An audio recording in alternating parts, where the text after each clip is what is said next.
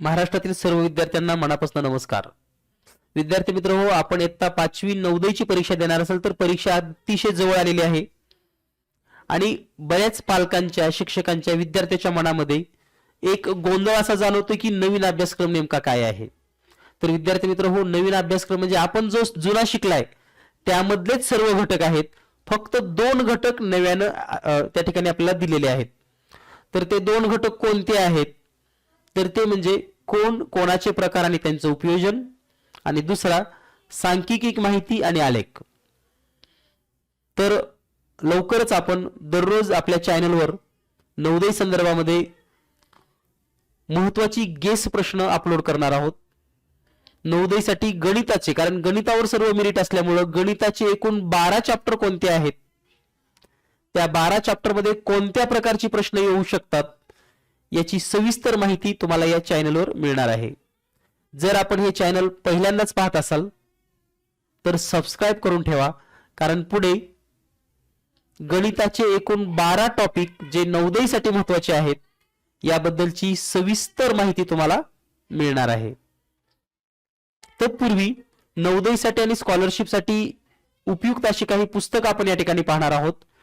Genius math पब्लिकेशनची ही पुस्तकं असून या ठिकाणी जो आपण पुस्तक पाहत आहात हे म्हणजे जवाहर नवोदय विद्यालय मार्गदर्शिका नवीन अभ्यासक्रमानुसार जे काही नवीन घटक पण आलेले आहेत ते पण या ठिकाणी उपलब्ध होणार आहेत.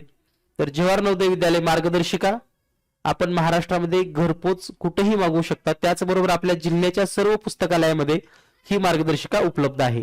तर याचं पब्लिकेशन आहे जीनियस मॅथ पब्लिकेशन. यानंतर नवोदयसाठी आणखी उपयुक्त असणाऱ्या पुस्तकामध्ये इंग्रजी माध्यमातून जवाहर नवोदय विद्यालय प्रश्नसंच, यामध्ये आतापर्यंत झालेले पेपर्स आणि सरावासाठी पेपर्स उपलब्ध आहेत. यानंतर पुढचा प्रश्नसंच आहे जवाहर नवोदय विद्यालय प्रश्नसंच मराठी माध्यमासाठी. तर यामध्ये पण यापूर्वी झालेले सर्व पेपर्स आणि सरावासाठी पेपर्स हे पुस्तक उपलब्ध आहे. आपणास आपल्या शहरामध्ये, आपल्या गावामध्ये कुठेही हे पुस्तकं घरपोच बायपोस्ट मिळू शकतात. त्यासाठी आपण या व्हॉट्सअप नंबरवर संपर्क साधावा. त्याचबरोबर स्कॉलरशिपला जर आपण बसला असाल, स्कॉलरशिपची तयारी करत असाल तर स्कॉलरशिपचा बोर्ड प्रश्नसंच म्हणजे 2017 पासून स्कॉलरशिपचा अभ्यासक्रम बदलला होता, त्या बदललेल्या अभ्यासक्रमानुसार झालेले सर्व पेपर्स म्हणजे बोर्ड प्रश्नपत्रिका आहेत. झालेले पेपर्स नेमकं कुण्या पद्धतीचे होते ते सर्व पेपर्स आणि स्पष्टीकरण सह गणित बुद्धिमत्तेचे सर्व प्रश्न आपल्याला स्पष्टीकरण सह या ठिकाणी या पुस्तकात दिलेले आहेत. यानंतर दुसरा जो सराव संच आहे, आपणास सरावासाठी हवा असेल तर 5वी स्कॉलरशिपसाठी सरावासाठी पेपर 1 चे 10 पेपर आणि पेपर 2 चे 10 पेपर असं 20 प्रश्नपत्रिका असलेले हे पुस्तक आपणास खरेदी करता येऊ शकतं. जर आपण 5वीला असाल तर स्कॉलरशिपसाठी हे दोन्ही प्रश्नसंच आपण खरेदी करू शकतात. एक बोर्ड प्रश्नसंच ज्यामध्ये बोर्डाचे पेपर कसे आले होते हे लक्षात येईल, आणि दुसरा सराव संच यामध्ये आपण सरावासाठी 20 पेपर दिलेले आहेत. तर आजच आपणास जर हवे असतील तर हे मागणी करू शकतात. या ठिकाणी आपणास जो नंबर दिलेला आहे व्हॉट्सअप नंबर, यावर आपण संपर्क साधा आणि हे प्रश्नसंच मागवा. त्याचबरोबर आपल्या जिल्ह्याच्या सर्व दुकानदाराकडे पण हे उपलब्ध होऊ शकतात, त्या ठिकाणी पण आपण खरेदी करू शकतात. तर पाहूयात नवोदयसाठी आलेली एकूण 12 प्रकरणं. प्रत्येक प्रकरण आपण दररोज एक एक प्रकरण पाहणार आहोत. तर आज पाहूयात त्यामधील पहिलं प्रकरण लगेच. आणि सर्व विद्यार्थ्यांना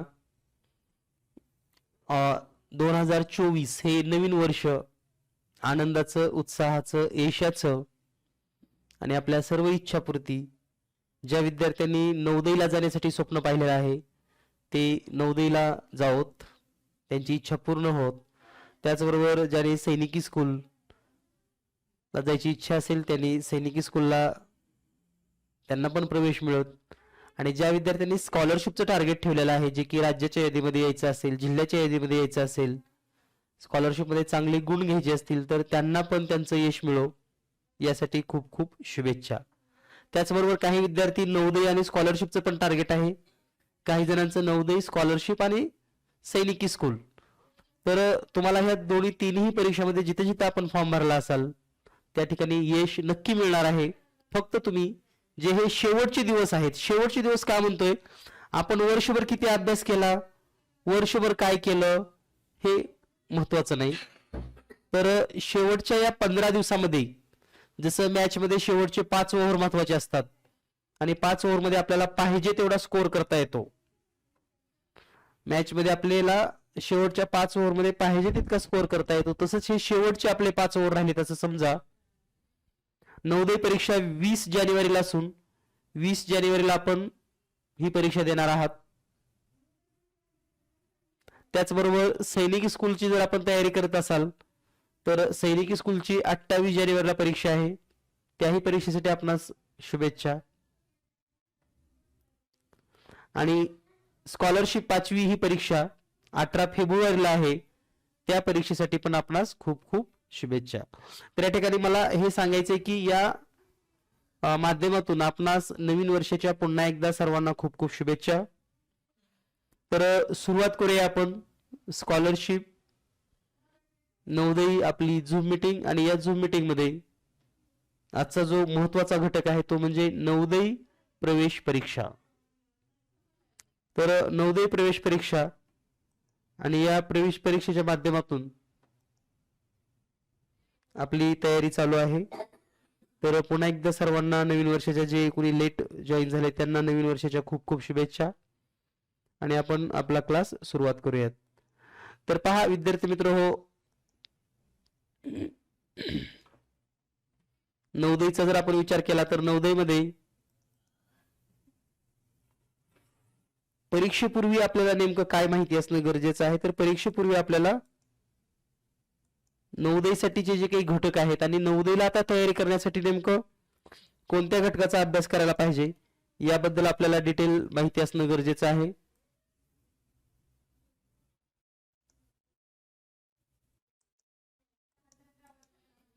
तर पाहूयात आपण आजचा महत्वाचा भाग.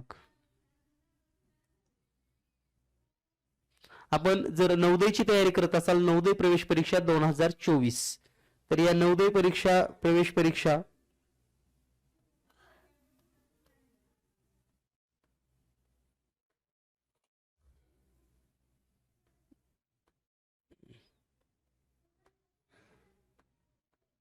नवोदय प्रवेश परीक्षा 2024 ही तयारी करत असताना आता शेवटच्या टप्प्यात आपल्याला काय करायचंय किंवा शेवटचे जे 15 दिवस राहिलेत या संदर्भामध्ये आपल्याला काय करायचंय याबद्दलचं सविस्तर मार्गदर्शन या पुढील 15 दिवसामध्ये होणार आहे. त्यामुळे एकही दिवस आपण मिस करू नका. सर्वप्रथम नवोदय प्रवेश परीक्षा आणि या प्रवेश परीक्षेसाठी जे 3 घटक आहेत यामध्ये पहिला मानसिक क्षमता चाचणी, मानसिक क्षमता चाचणी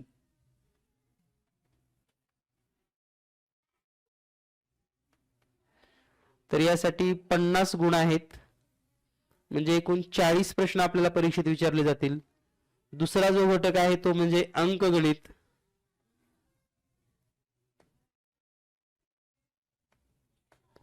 या घटकावर 25 गुण आपल्याला परीक्षेत विचारले जाणार आहेत. आणि जो तिसरा घटक आहे तो म्हणजे भाषा. या भाषेमध्ये आपणास एकूण 4 उतारे दिले जाणार आहेत आणि या 4 उतार्यावर 20 प्रश्न म्हणजेच 25 गुण. या पद्धतीने आपला हा नवोदयचा पेपर राहणार असून हे 100 गुण आपल्याला कसे मिळतील किंवा 100 पैकी 100 जर आपण ग्रामीण भागामध्ये असाल तर ठीक आहे, तुम्हाला किमान 97.50 ते 96.25 म्हणजे तुम्हाला 95च्या पुढे राहत असतील. पहा मी काय म्हणतोय, जर आपण ग्रामीण भागामध्ये राहत असाल ग्रामीण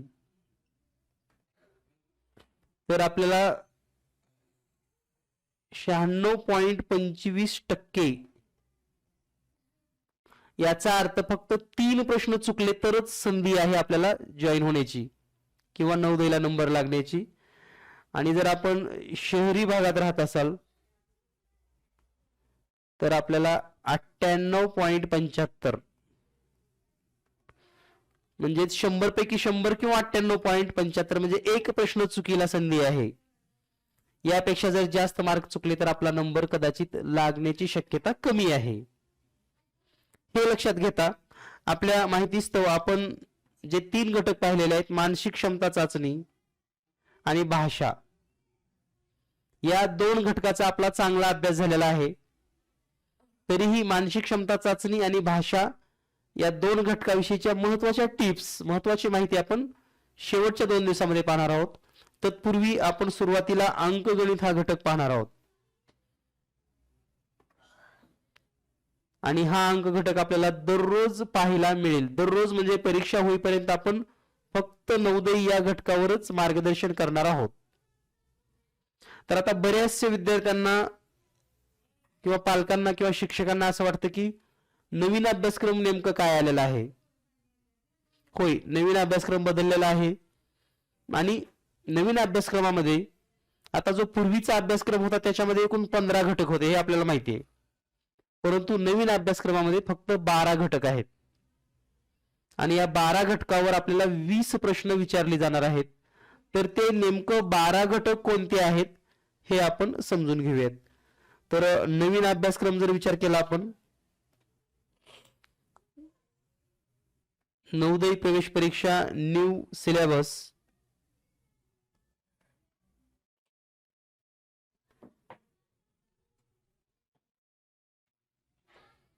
नवोदय परीक्षा, तर याच्यामध्ये बदल काय झालाय पहा.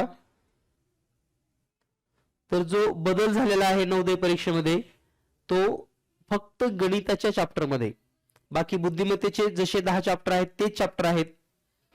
भाषेमध्ये 4 उतारे त्याच पद्धतीने येणार आहेत आणि उतार्यामध्ये विशेषतः व्याकरणवर थोडासा भार असू शकतो. म्हणजे समानार्थी शब्द, विरुद्धार्थी शब्द किंवा शब्दाबद्दल नेमका मिनिंग काय आहे किंवा मिनिंग नाही अशा पद्धतीनं. तर जो नवीन अभ्यासक्रम आहे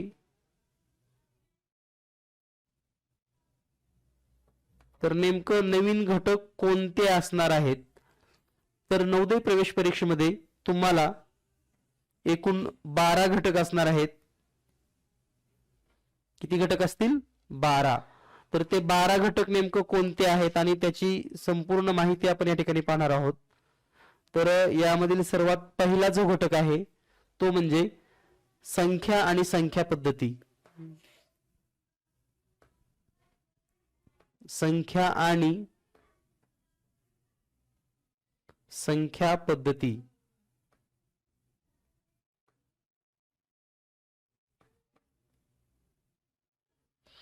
आता तुम्हाला असं वाटेल की नेमकं याचं परिपत्रक आहे का किंवा याची काही माहिती आहे का किंवा काही नेमकं कसं काय लक्षात आलं हे. तर तुम्ही जर 2024 प्रवेश पत्रिका पाहिली म्हणजे प्रॉस्पेक्ट 2024 ची जी माहिती पुस्तिका आहे प्रवेश पत्रिका त्यामध्ये हा सिलेबस दिला आहे आणि चॅप्टर वाईज दिलाय. तुम्ही जर पाहिला नसेल तर तो पण नवोदयच्या साईडवर जाऊन पाहू शकतात. यानंतर मग दुसरा घटक आहे. आता या पूर्ण 12 घटकांचं आपण दररोज विश्लेषण पाहणार आहोत. दररोज एक घटक आपण 12 दिवसामध्ये पूर्ण करणार आहोत. ठीक आहे. तर पहिला घटक संख्या आणि संख्या पद्धती. दुसरा आहे पूर्ण संख्या.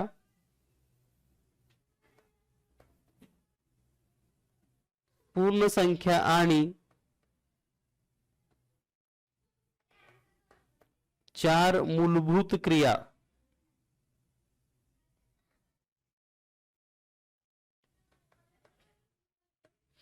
म्हणजे यामध्ये पूर्ण संख्या म्हणजे पहा नैसर्गिक संख्या, पूर्ण संख्या आणि पूर्णांक संख्या हे जे प्रकार आहेत तर यामध्ये पूर्ण संख्यापर्यंतवरील 4 मूलभूत क्रिया हा दुसरा टॉपिक असणार आहे. त्यानंतर तिसरा टॉपिक असेल अवयव व गुणित. अवयव व गुणित हा आपला तिसरा टॉपिक आहे.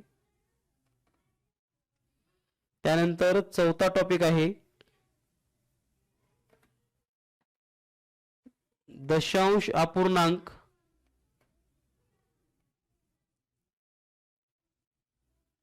व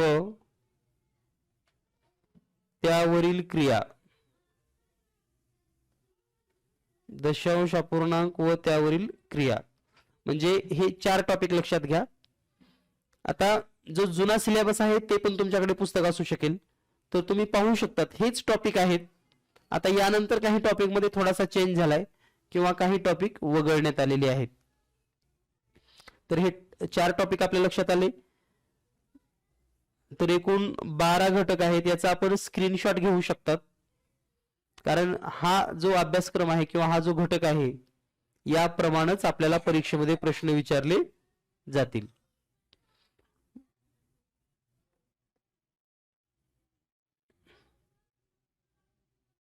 यानंतर आपण पुढील घटक पाहणार आहोत, घटक क्रमांक 5. तर 5व्या मध्ये काय आहे पहा, अपूर्णांकाचे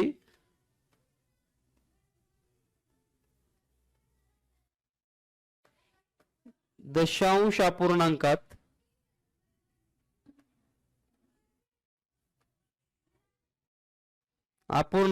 दशांश अपूर्णांकात रूपांतर. पहा, अपूर्णांक यापूर्वी जो चौथा घटक होता तो दशांश अपूर्णांक आणि क्रिया होता, म्हणजे फक्त दशांश अपूर्णांक, त्याचं वाचन, लेखन, त्यांची बेरीज, गुणाकार, वजाबाकी या सर्व क्रिया. आणि या घटकामध्ये काय आहे 5व्या, अपूर्णांकाचं दशांश अपूर्णांकामध्ये कन्वर्ट करणं, फ्रॅक्शन टू डेसिमल फ्रॅक्शन आणि त्या संबंधीची उदाहरणं. त्यानंतर 6वा घटक आहे आपला मापन. आता या मापन मध्ये नेमकं काय काय आहे पहा, कारण मापन मध्ये कोणते घटक आहेत त्यावरूनच आपल्याला प्रश्न कसे परीक्षेत येतील हे पण लक्षात येईल. तर मापन मध्ये आहे लांबी, वस्तुमान, धारकता, वेळ, रुपये. तर पहा, आता या ठिकाणी मापन, वस्तुमान, धारकता, वेळ आणि रुपये हे एकूण 5 घटक आहेत. या ठिकाणी पहा, लांबी, वस्तुमान, धारकता, वेळ आणि रुपये. म्हणजे मापन एक जरी धडा असला तरी आपल्याला एवढ्या सगळ्या गोष्टीचा अभ्यास करावा लागणार आहे. त्याचं कन्वर्ट असेल, त्याचं रूपांतर असेल, त्याची सूत्र असतील, हे सर्व माहिती असणं गरजेचं आहे. त्यानंतर जो 7वा टॉपिक आहे तो आहे पदावली. त्यालाच सरलीकरण असं नाव आहे. सरलीकरण म्हणजे या ठिकाणी आपल्याला पदावली सोडवणे, मग त्या संख्यांचे असतील, अपूर्णांकाचे असतील, कारण अपूर्णांक आपण ऑलरेडी वर शिकलेला आहे, दशांश अपूर्णांक असतील. तर हे एकूण 7 घटक. यानंतर पुढचा घटक पाहूया आपण, आणि पुढच्या घटकावरून आपल्याला एक अंदाज येईल की पूर्ण पेपरमध्ये जास्तीत जास्त प्रश्न कोणत्या घटकावरचे असतील. तर पहा, या ठिकाणी आपण पुढचा जो घटक आहे 8वा तो म्हणजे अपूर्णांक. आता अपूर्णांकाचे एकूण 3 घटक झालेत पहा. पहिला फक्त दशांश अपूर्णांक होता, दुसरा अपूर्णांकाचं दशांश अपूर्णांकामध्ये रूपांतर सेपरेट चॅप्टर आहेत, म्हणजे तेवढे त्यांना वेटेज असेल तेवढे प्रश्न परीक्षेमध्ये विचारले जाऊ शकतात. ठीक आहे. तर आता या अपूर्णांकामध्ये काय आहे, तर या अपूर्णांकामध्ये आहे बेरीज, वजाबाकी आणि गुणाकार. बेरीज, वजाबाकी आणि गुणाकार. तर भागाकाराची उदाहरणं यामध्ये विचारली जाणार नाहीत असं त्यांनी प्रॉस्पेक्ट मध्ये दिलेलं आहे. परंतु बेरीज, वजाबाकी, गुणाकार शिकलं की भागाकार शिकायला काय आपल्याला जास्त वेळ लागणार नाही. परंतु भर त्यांनी जो दिलेला आहे तो बेरीज, वजाबाकी आणि गुणाकार या घटकावर. परंतु अपूर्णांकाचे एकूण 3 चॅप्टर आहेत आणि किमान 5 प्रश्न अपूर्णांक या घटकावर परीक्षेत असतील, त्यामुळे हा अतिशय महत्वाचा घटक आहे. त्यानंतर पुढचा घटक आहे नफा तोटा.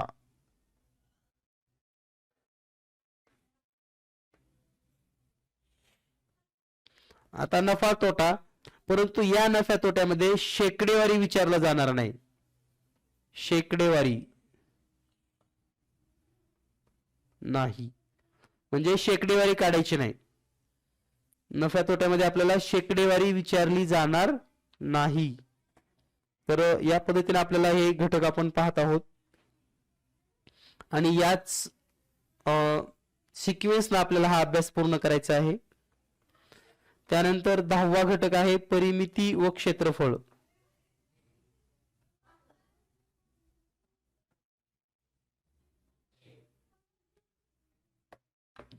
10वा घटक आहे परिमिती व क्षेत्रफळ.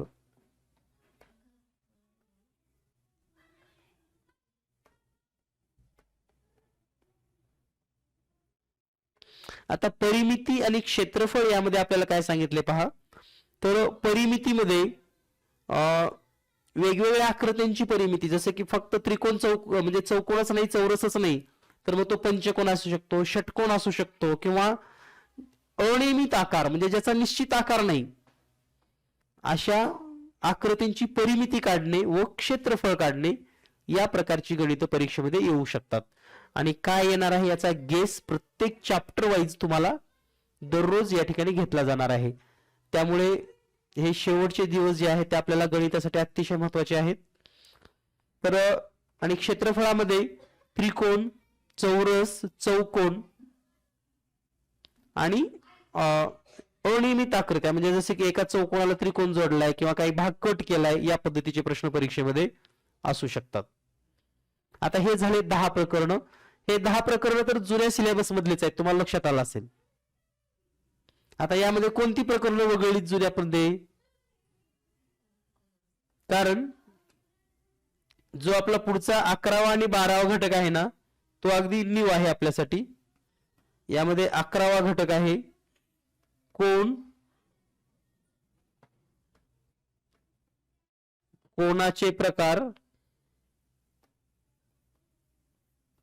आणि उपयोजन. म्हणजे कोण, कोणाचे प्रकार आणि उपयोजन म्हणजेच कोणाचे प्रकार आणि त्या प्रकाराचं उपयोजन कसं करायचं याबद्दलचे प्रश्न त्यामध्ये विचारले जातील.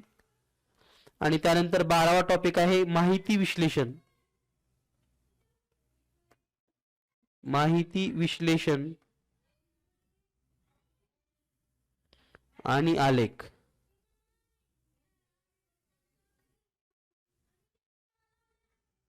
तर हे 12 घटक असून हे 12 घटक, या 12 घटकावर कोणते प्रश्न परीक्षेमध्ये असू शकतात याबद्दलची अगदी डिटेल माहिती आपण पाहणार आहोत. तर संख्या आणि संख्या पद्धती म्हणजे संख्या आणि संख्या पद्धती यामध्ये जे काही प्रश्न परीक्षेत येऊ शकतात त्या संदर्भात जर बोलायचं असेल तर आपल्याला संख्यांचं वाचन आणि संख्येचं लेखन आलं पाहिजे. म्हणजे आणि त्याचबरोबर जे जे काही संख्यांचे महत्त्वाचे पॉइंट आहेत, तर यालाच इंग्लिश मध्ये आपण नंबर आणि नंबर मेथड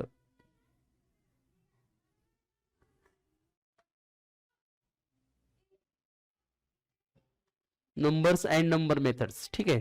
तर यामध्ये आपल्याला संख्यांचं रायटिंग अँड रीडिंग म्हणजे वाचन आणि लेखन, वाचन व लेखन हा घटक माहिती असणं गरजेचं आहे. Reading and writing.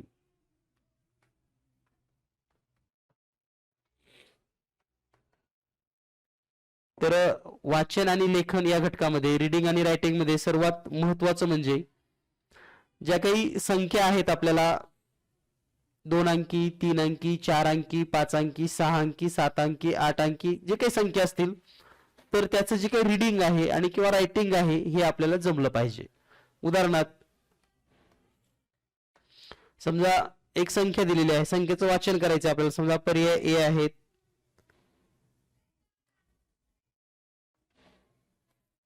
किंवा आपण एक नंबर घेऊयात फक्त या ठिकाणी.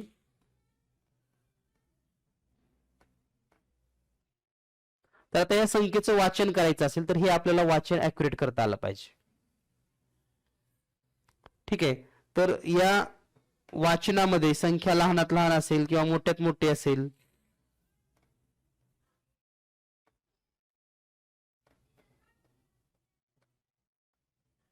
तर याचं वाचन आपल्याला येणं गरजेचं आहे. तर या ठिकाणी जी पहिली संख्या आहे ती किती आहे, आला असेल आपल्या लक्षामध्ये. तर आता वाचन करत असताना आपल्याला काय काळजी घ्यावी लागते, तर शेवटचे 3 अंक या ठिकाणी कॉमा द्या, पुन्हा 2-2 अंकाला कॉमा द्या. ठीक आहे, इथं पण शेवटचे 3 अंक मग कॉमा नंतर कॉमा, 3 अंक कॉमा आणि कॉमा. तर या ठिकाणी पहिली संख्या किती आहे पहा, 099 तर आपण वाचू शकतो, त्याच्या पुढे म्हणजे नेक्स्टच तर ते 1000चे प्लेस आहेत किंवा हजाराचे घर आहेत असं म्हणू शकतो आपण, आणि पुढे त्याचे असतं लाख. तर पहिली संख्या आहे 9,90,099 म्हणजेच 9,90,099. दुसरी संख्या आहे 99,99,999 म्हणजेच 99,99,999. आणि खालची संख्या आहे 10 लाख. तर या संख्येचं रिडिंग रायटिंग खूप महत्वाचं आहे, हे आपल्याला येणं गरजेचं आहे. त्याचबरोबर हे संख्या वाचन लेखन किंवा मोठ्यात मोठी संख्या किंवा लहानात लहान संख्या या पद्धतीने आपल्याला हे प्रश्न लक्षात आला असेल. परंतु बऱ्याच वेळेस ते नेमकं प्रश्नामध्ये थोडका स्पेस ठेवतात. तो स्पेस कसा असतो पहा, सर्वात मोठी 4 अंकी समसंख्या कोणती, किंवा त्या संख्येची आणि इतर दुसऱ्या संख्येसोबतची बेरीज. म्हणजे या ठिकाणी त्यांना काय विचारायचं आहे, सर्वात मोठी 4 अंकी समसंख्या कोणती किंवा बिगेस्ट 4 डिजिट इव्हन नंबर. मग या ठिकाणी आपला गोंधळ काय होतो, आपण काय वाचतो परीक्षेमध्ये वाचत असताना पहा, सर्वात मोठी 4 अंकी संख्या कोणती, आपण हे सम वाचतच नाहीत कधी कधी, आणि मग आपलं उत्तर येतं सर्वात मोठी 4 अंकी 9,999. ठीक आहे, पण इथं बारकाईने तुम्ही काळजीपूर्वक वाचलं पाहिजे, कारण या ठिकाणी 9,998 हे या प्रश्नाचं योग्य उत्तर आहे आणि हे चुकीचं उत्तर आहे. ठीक आहे, म्हणजे मायनर अगदी कधी कधी त्या वाक्यामध्ये कुठेतरी होय असतं, कुठेतरी नाही असतं, आणि मग या ठिकाणी आपल्याला कन्फ्युजन होतं. त्यामुळं हा प्रश्न किंवा हे प्रश्न सोडवत असताना काळजीपूर्वक वाचायला शिका, कारण जो पहिला घटक आहे संख्या आणि संख्या पद्धती यावरचा प्रश्न शक्यतो कुणाचा चुकत नाही, फक्त तो प्रश्न रीडिंग करणं गरजेचं आहे. व्यवस्थित तो प्रश्न वाचता आला पाहिजे, तरच आपल्याला याचा चांगला फायदा होईल. आणि आपण जे काही आता डेली नवोदयचे जे काही प्रश्न घेणार आहेत, तर शक्यतो परीक्षेमध्ये याच्या बाहेरचा वेगळा प्रश्न येणार नाही, हे पण निश्चित लक्षात ठेवा. त्यामुळे ज्या ज्या सूचना सांगितलेल्या आहेत, ज्या जे काही महत्त्वाचे पॉइंट सांगितलेले आहेत, हे काळजीपूर्वक पहा. यानंतर याच संख्या पद्धतीमध्ये किंवा संख्या लेखन मध्ये तुम्हाला 2 अंकी किती संख्या आहेत, 3 अंकी किती संख्या आहेत, किंवा 2 अंकी समसंख्या किती आहेत, 2 अंकी विषम संख्या किती आहेत, असा प्रश्न येऊ शकतो. आता सोपा प्रश्न पहा, 2 अंकी एकूण विषम संख्या किती.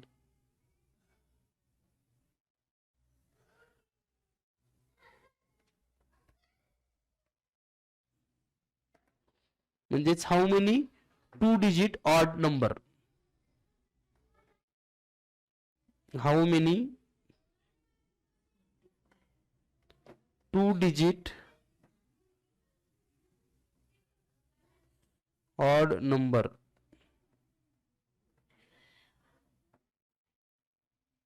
किती आहेत, 45. करेक्ट.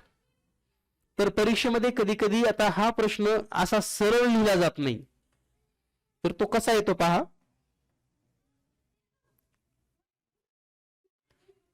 दोन अंकी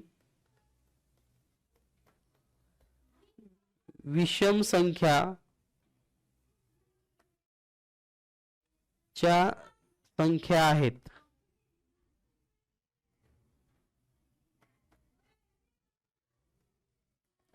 आणि पुढे असं एक डॅश दिलं जातं किंवा टिंब टिंब दिलं जातं, म्हणजे आपल्याला वाटतं की हे प्रश्न विचारलाय का नेमकं काय विचारलंय. आता पहा या ठिकाणी 2 अंकी विषम संख्याच्या संख्या आहेत म्हणजे काय,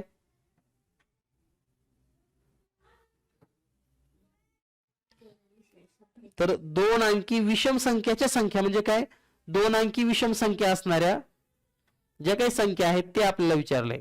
तर त्याचं पण उत्तर 45 आहे. पण त्यांची जी भाषा असते ही भाषा थोडं जाणीवपूर्वक पहा. जर तुम्हाला एखाद्या प्रश्नाचा अर्थ मराठीमध्ये कळत नसेल आणि योगायोगाला जर सायमल्टेनियसली इंग्लिश तुमच्या सोबत असेल, समजा मराठी एका बाजूला आणि इंग्लिश एका बाजूला, तर मराठीत कळत नसेल तर इंग्रजीत पहा. पण ते तुम्ही जर दोन्ही लँग्वेज निवडले असतील तरच तसा पेपर मिळतो, सेमी असेल तर. बरोबर आहे. तर थोडं विचार करायला शिका. कोणताही प्रश्न जर समजत नसेल, कारण हा प्रश्न इतका सोपा होता की बाकी म्हणजे मागच्या परीक्षेमध्ये बऱ्याच जणांचा असा प्रश्न एक चुकलेला आहे, त्यामुळे थोडे काळजीपूर्वक पहा. त्यानंतर बऱ्याच वेळेस काय होतं, एखादा प्रश्न विचारत असताना संख्यामध्ये ते काय करतात, त्याच्या पुढची संख्या किंवा मागची संख्या विचारतात. त्यामुळे थोडं या ठिकाणी संख्या पद्धती आणि संख्या ज्ञानमध्ये आपण काळजीपूर्वक प्रश्न सोडवणं गरजेचे आहे. तर संख्यामध्ये आपल्याला महत्त्वाच्या गोष्टी लक्षात ठेवा. नंबर्स,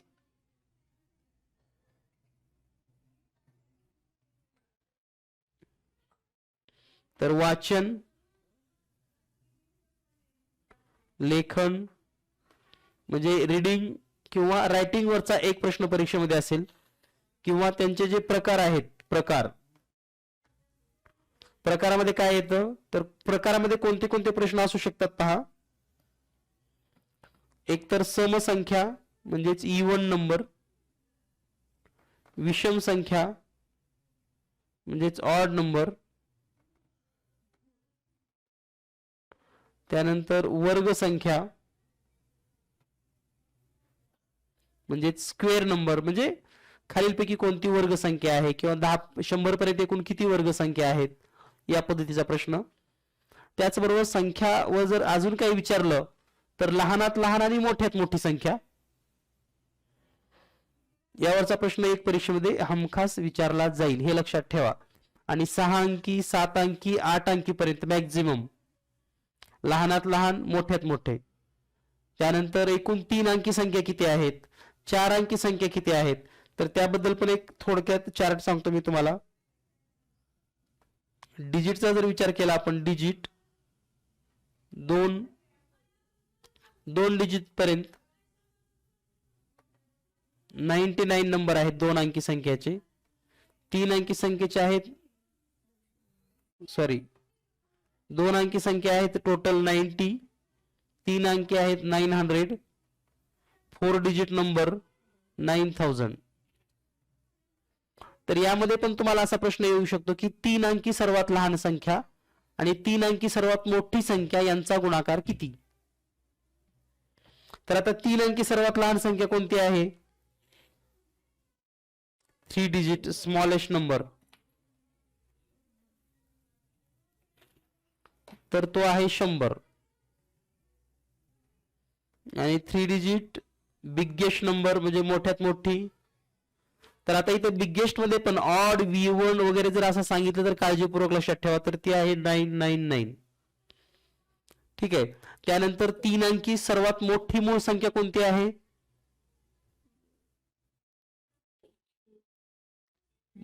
सर्वात मोठी प्राईम नंबर, तर ते पण लक्षात ठेवा, 3 डिजिट प्राईम नंबर आहे 997. बिगेस्ट मध्ये 997 आहे, लक्षात घ्या, कारण 999 ला तर भाग जातो, 3 9 न जातो. 998 तर सम संख्या आहे, ती मूळ संख्या असू शकत नाही, राहिली 997 म्हणजे 997. तर या पद्धतीने आपल्याला या पहिल्या घटकावरचे जे काही महत्त्वाचे प्रश्न परीक्षेत येऊ शकतात याबद्दल तुम्हाला डिटेल माहिती दिलेली आहे.